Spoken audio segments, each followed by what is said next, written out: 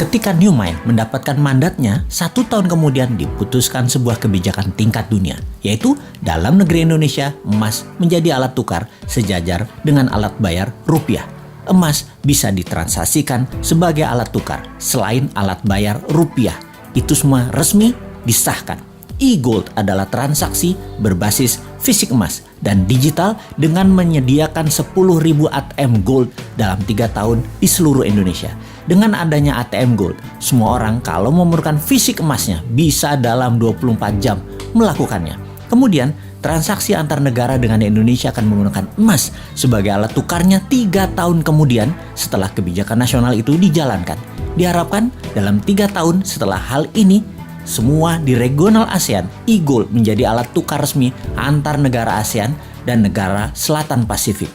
Dalam 5 tahun, seluruh tambang emas Indonesia menjadi underlying emas fisik e-Gold.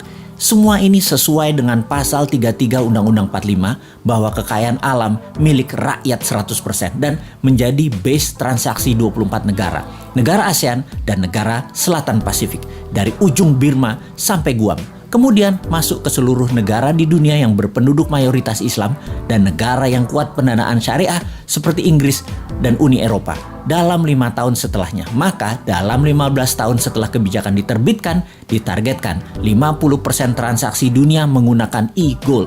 Emas adalah pengadil yang adil. Indonesia akan menjadi negara pertama bebas inflasi. Kemudian diikuti negara-negara regional dan dalam 15 tahun 50% dunia bergabung dalam dunia tanpa inflasi.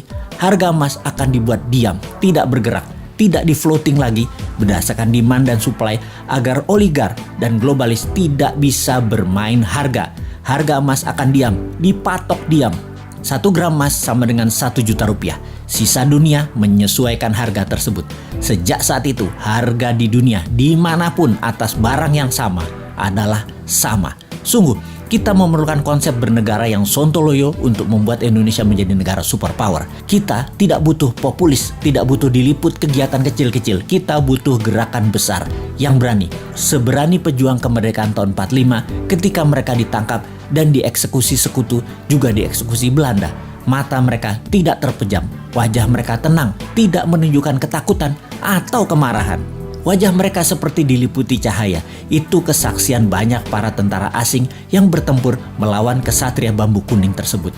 Semua itu membuat mereka ragu perjuangan mereka, para tentara sekutu dan Belanda itu. Karena di bawah sadar mereka tahu, kesatria bambu kuning ini dibela alam, diberkahi Allah, Tuhan semesta alam. Karena itu mereka segera sadar dan mundur. Segitu besar pengaruhnya bahwa keyakinan membawa kebenaran hakiki oleh pejuang kita di tahun 45 bisa memerdekakan bangsa yang besar milik dunia ini. Saat ini pun Nusantara memiliki pejuang-pejuang itu. Nusantara sudah masanya bergerak. Wahai para pemuda, Anda bersiap berjuang dengan berani, berjiwa tenang karena tahu ini semua perjuangan untuk Indonesia menjadi pengadil dunia teradil untuk membuat dunia ke depan damai selama 1000 tahun. Wahai pemuda New Mind, inilah masa kalian menjadi pembeda, menjadi pejuang kesejahteraan dunia untuk jadi penengah kisruhnya dunia. Rebutlah kekuasaan globalis yang merugikan dan jinakan negara dunia yang saling bunuh untuk kekuasaan dan pertumpahan darah untuk sebuah kepuasan jabatan. Sudah itu semua. Sebar terus pemahaman New Mind yang bisa membuat Indonesia menjadi negara superpower segera. Diawali dengan menjadikan emas sebagai alat tukar dunia. Untuk menjadikan emas alat tukar nasional, segerakan kita menangkan dengan mendapatkan mandat sesegera mungkin.